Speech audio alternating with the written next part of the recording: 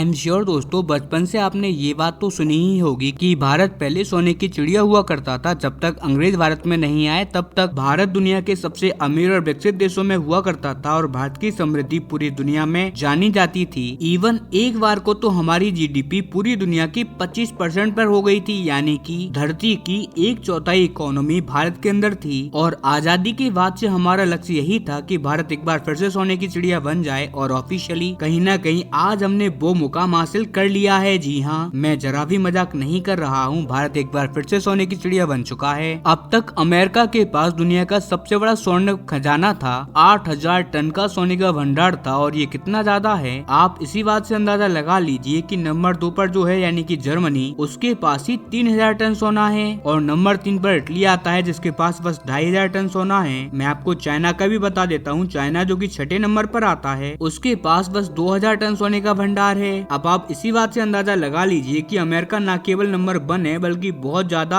Dominating तरीके से number 1 है स्वर्ण भंडार के मामले में। लेकिन आप जानकर हैरान होंगे, आज जो रिपोर्ट आई है उसके अकॉर्डिंग आज भारत के पास अमेरिकी सोने के कंपैरिजन में 4 से 5 गुना ज्यादा सोना हो चुका है। और अगर आपको यकीन नहीं आता, आपको लग रहा है कि मैं झूठ बोल रहा हूँ, तो चलिए मैं आपको सबूत भी बता दूंगा। लेकिन दोस्तों, उससे पहले अगर अभी तक आपने इस चैनल को सब्सक्राइब नहीं किया है तो आपसे विनम्र निवेदन है कि आप इस चैनल को सब्सक्राइब कर नोटिफिकेशन बेल को ऑन कर लीजिए और वीडियो को लाइक कर दीजिए। चलिए हम वीडियो में वापस आते हैं। सबसे पहले तो ये कि भारतीय सरकार के पास जो सोने का भंडार है वो इतिहास में सर्वोत्तम स्थान पर पहुंच चुका है। भारतीय सरकार के पास इस टाइम पर 900 टन गोल्ड है। जी हाँ दोस्तों, भारत के पास इस टाइम पर 900 टन सोना है जिसकी कीमत 108 बिलियन ऑफ डॉलर है और ये हमारे इतिहास में सर्वोच्च है। कभी भी हमारे पास इतना ज्यादा सोना एक साथ इकट्ठा नहीं हुआ। इतना छोड़िए, इसके आधा भी सोना हमारे पास अभी तक नहीं था जितना सोना आज हमारे पास है। लेकिन ये तो हो गई सरकार की बात। अब हम बात करते हैं भारत देश के पास आखिरकार सोना है कितना। तो ये रिपोर्ट आई है और इस रिपोर्ट में बताया ये गया है कि भारत के अंदर जो आम जनता है उसके पास ही करीबन 25,000 से लेकर 30,000 टन सोना है। यानी कि यहाँ तक कि कुछ रिपोर्ट तो ये भी आई है कि भारत के अंदर कुछ ऐसे लोग भी हैं जो कि अपने सोने को उजागर नहीं करते और उनके जो पूर्वज हैं वो अपनी पीढ़ियों के लिए सोना छोड़ के जाते हैं, जो कि पीढ़ी दर पीढ़ी चलता रहता है। इसीलिए अगर ये आंकड़ा 35,000 से 40,000 टन हो तो ये कोई बड़ी बात नहीं है। लेकिन जो मिनिमम है वो है 25,000 टन सोना जो कि भारतीयों के पास है। और इसकी वैल्यू कितनी है तो वो है करीबन 4 ट्रिलियन डॉलर, जो कि भारत की जीडीपी से भी ज्यादा है। जी हाँ, भारत के लोगों के पास सोना भारतीय जीडीपी से भी ज्यादा है। लेकिन अब आप लोग कहोगे कि यार आप तो भारत के लोगों का सोना जोड़ रहे हैं, लेकिन अमेरिका के पास जो 8,000 टन सोना है वो तो प्योरली सरकारी सोना है। अमेरिका तो लोगों का सोना जोड़ ही नहीं रहा। अगर अमेरिका भी लोगों का सोना जोड़ने लग जाए तो ऐसे में तो अमेरिका के पास अथाह भंडार हो जाएगा। तो मेरा जवाब है जी नहीं। क्योंकि अगर आपके मन में ऐसा कोई सवाल आ रहा है तो मैंने अपने चैनल पर एक द ग्रेट डिप्रेशन के नाम की वीडियो डाली है। करीबन 15, 16 या 18-20 मिनट की वो वीडियो है, आप उसे जाकर एक बार जरूर देखिए। जिन लोगों ने उस वीडियो को देखा है उन्हें इस बात के बारे में पता है कि 1936 में अमेरिका के अंदर इस बात को अवैध कर दिया था कि कोई भी व्यक्ति यानी कि आम लोग वहाँ पर सोना परचेज कर ही नहीं सकते। जी हाँ, 1936 में अमेरिका के अंदर ये कल्चर ही खत्म कर दिया गया था सोना परचेज करने का, और सरकार ने भी लिमिट लगा दी थी कि इससे ऊपर आप लोग सोना रख ही नहीं सकते। उसके बाद 1970 में इस लिमिट को खत्म भी कर दिया गया था, लेकिन तब तक सोना रखने का कल्चर ही खत्म हो चुका था। और अमेरिका के अंदर बैंकों में लोगों को ज्यादा ही भरोसा है क्योंकि वहाँ पर बहुत ही स्ट्रॉन्ग फाइनेंशियल सिस्टम है, जबकि भारत में आज भी ऐसा नहीं हो पाया। और इसी वजह से बहुत से लोग हैं जो कि सारा पैसा बैंकों में नहीं रखते। कुछ लोग तो अपना कल्चरल वैल्यूज की वजह से सोना ज्यादा परचेज करते हैं, कुछ लोग शादी ब्याह की वजह से सोना ज्यादा परचेज करते हैं। और ये एक तरीके से हमारा पैसा अपने जगह पर सेफ रखने का तरीका भी है, क्योंकि मुगल काल में और जब ब्रिटिश राज आया तो हमारे यहाँ पर इनसिक्योरिटी बहुत ज्यादा थी, लूटपाट बहुत ज्यादा हुआ करती थी। और इसी वजह से शासन से ही पैसे बचाने के लिए हम अपने धन को सोने के रूप में संग्रहित करते थे और अपने पैसे को सेफ रखते थे। तो सोना हमारे लिए मात्र कोई शोभा बढ़ाने वाली चीज नहीं है, एक तरीके से सोना हमारे लिए एक इन्वेस्टमेंट भी है। और इसी वजह से भारत के लोगों के पास जितना सोना है उतना सोना तो यूरोप में होता यूरोप के अंदर भी नहीं है। इतने जबरदस्त तरीके से भारत ने सोने को इकट्ठा किया है, वो भी पिछले कई सदियों से। और इसी का परिणाम आज ये है कि आज भारत के पास इतना सोना है कि अगर आप सरकारी और प्राइवेट सोना दोनों जोड़ दोगे तो अमेरिका का जो टोटल गोल्ड रिजर्व है, जितना भी अमेरिका का सोने का भंडार है, वो उससे 3-4 गुना पार चला जाएगा। लेकिन अभी तो बस ये शुरुआत है, क्योंकि भारत सरकार प्लानिंग ये बनाकर बैठी है कि वो भारत के सरकारी खजाने में और भी ज्यादा सोना परचेज करके ऐड करेगी, क्योंकि अब किसी को भी